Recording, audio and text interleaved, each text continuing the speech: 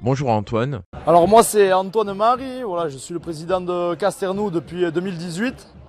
Je suis fier de ce qu'on arrive à faire, j'ai une équipe soudée qu'on peut compter dessus.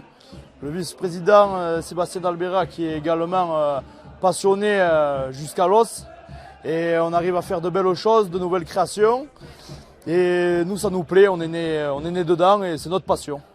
Voilà. Tu m'as parlé à l'instant qu'avant il y avait un char au carnaval de Nice. C'est ça. À l'époque, mon père a eu un char depuis les années 80 jusqu'en 2008 exactement. En 2008, on a arrêté parce qu'on a eu un sinistre et on a continué avec un autre carnavalier, Cédric Pignataro, jusqu'en 2014. Mais après, comme il voulait quelque chose comme une parade, toutes les choses extravagantes, ça ne plaisait pas. Donc du coup, on nous a poussé vers la sortie.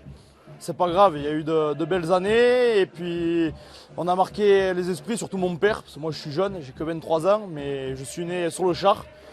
Et ils ont marqué les esprits avec ce qu'ils ont pu faire, toutes ces nouvelles inventions, cette folie, le contact avec le public qui est le plus important pour rendre un char vivant. C'est bien de fabriquer, mais il faut rendre le char vivant. Et c'est là-dessus qu'on travaille sur ce carnaval, que les gens s'amusent et participent. Quel est ton meilleur souvenir au carnaval de Châteauneuf-Villevieille ? Le carnaval de Châteauneuf, c'est l'année où j'ai fait mon premier char, qui était le char des cochons, qu'on a refait, cette année, on l'a refait nickel. Et c'était en 2014. Conduire mon propre char à 14 ans, c'était quelque chose de passionnant. Donc tu as atteint de la carnavalina, la fièvre carnavalesque. Oui, bien sûr, totalement. Là, ça fait plus de 2 mois et demi qu'on travaille sur le char des Chaussées aux Moines, qui est juste à côté. Et on part de rien, on n'a pas de plan. Et c'est le cerveau qui parle et puis la passion pour imaginer et essayer de penser au résultat final, quoi. Au niveau des dimensions, au niveau de la hauteur, mais surtout au niveau de la mise en condition, afin de rendre vivant le char. C'est le plus important pour moi. Donc il n'y a pas de dessin pour les chars. Jamais. Moi, j'aime le carnaval parce qu'on fonctionne sans plan. Voilà. On fait juste 2 mesures pour que ça rentre dans les hangars et après le reste, on s'en fout complètement, quoi. Pas de dessin, ni à l'échelle, ni du 3D, ni loin de là. Combien de temps as-tu mis pour réaliser le char ? Pour le char, on a passé 2 mois et demi, à repenser au niveau des armatures métalliques pour accueillir du monde. Il faut avoir quand même une conscience de responsabilité. C'est bien beau de faire, mais il faut que ça tienne. Et là, on a renforcé le châssis, on l'a mis à nu, on a tout refait à un plancher neuf. Et après, l'armature artistique qui est autour. Mais c'est beaucoup de travail. Par rapport à l'association, il n'y a que des gens de Châteauneuf-Villevieille ou il y a d'autres personnes de la vallée qui peuvent rejoindre l'association ? C'est des gens de la vallée peuvent nous filer la main, parce qu'ici on a quelques jeunes, mais ils sont passionnés, mais ils ont pas cette fibre que d'autres jeunes de d'autres villages ont, et justement qui participent. Nous, on fait le char le samedi, dimanche, on finit à pas d'heure, mais le midi on fait la mandjouk. On boit un coup, on rigole, mais on avance en même temps, quoi. Et c'est ça l'âme du carnaval. Alors j'ai vu qu'il y avait quelques ratapignata sur des chars, mais il n'y a pas de babao. Il n'y a pas de babao, non. Il n'y a pas de babao. Putain, le babao, la légende du paillon, peut-être ça arrivera un jour qu'on va créer ce char. Parce que c'est vrai que c'est un char local qui est sorti plusieurs fois à Nice et qui à l'époque était très attendu, très respecté, parce que le babao c'est le paillon. Et le paillon, c'est un cours d'eau qui coule pas beaucoup, mais quand il se met à couler, il emporte tout. Et c'est pour ça que les anciens criaient Baba aux petits, pour leur faire peur, pour leur faire comprendre. Quel est le programme d'aujourd'hui ? Le programme d'aujourd'hui, là il est 12h30, on fait le repas avec tout le staff.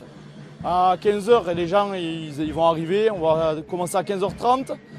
À 16h30, on va faire le concours d'enfants costumés, donc tous les petits. On va leur donner quelque chose, des jouets pour qu'ils repartent avec. Et puis après, on a la crémation du roi, donc l'incinération, aux alentours de 17h, 17h30. Donc grande farandole, là c'est un moment fort du carnaval, comme à Saint-Martin-Vésubie. Et après, on part sur un apéro à la salle des fêtes au fer, pour que les gens n'aient pas de coupure. Et on enchaîne sur un repas dansant avec le célèbre DJ Flo, qui est un ami. Et vraiment, les codes de ce soir, c'est bon enfant, famille, pas de prise de tête. On ne se laissera pas gâcher le bal, ça c'est sûr. Quel conseil aurais-tu à donner à des personnes qui aimeraient faire un carnaval dans leur village? Déjà, venir voir le nôtre.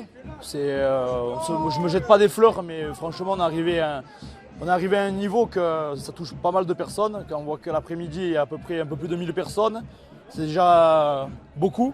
En faisant une pub locale, pas faire une pub au niveau national, faire les réseaux à fond, c'est vraiment de la pub locale.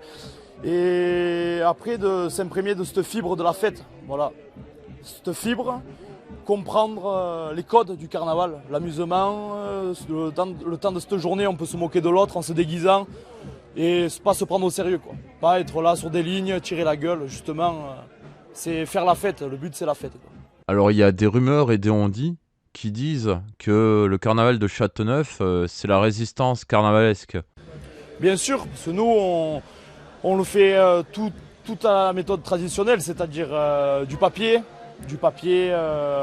Par exemple, le fromage, c'est une armature ferraille avec des baguettes en bois, fixées avec du fil de fer et des cartes postales agrafées. Et après, une couche de papier mouillé avec de la colle, de l'eau et de la farine.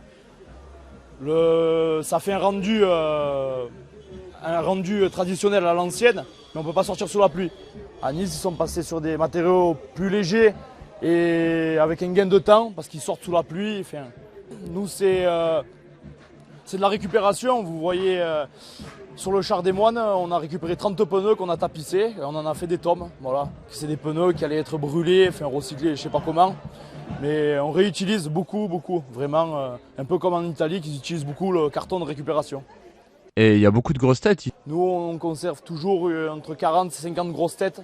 Si vraiment on sort tout, ça fait vraiment un beau corso, mais on sort chaque année, on change, on fait un roulement. Alors tu as le message de quelqu'un que j'ai interviewé hier pendant 3 heures. Tu as le bonjour d'Annie Sidro. Annie Sidro, historienne du carnaval.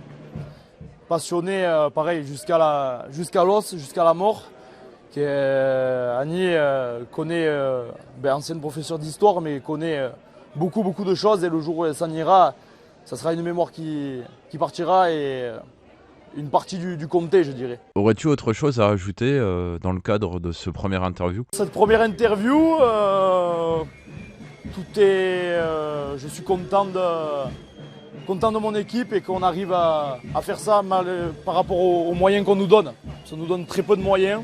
La mairie n'est pas avec nous, mais on arrive à se démerder parce que un il fait de ce domaine, l'autre il fait ce domaine.